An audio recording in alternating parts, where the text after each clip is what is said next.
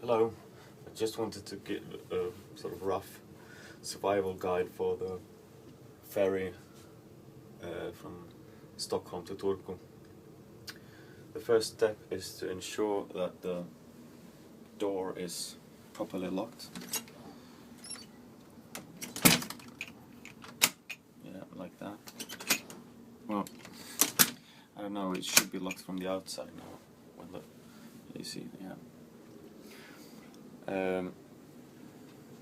Then, I guess, you just lie down and, well, this is the important part,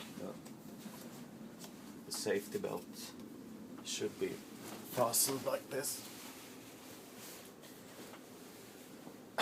It's a bit tricky.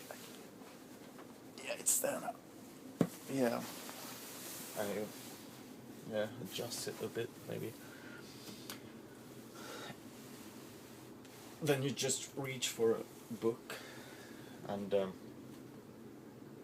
relax for the remainder of the journey.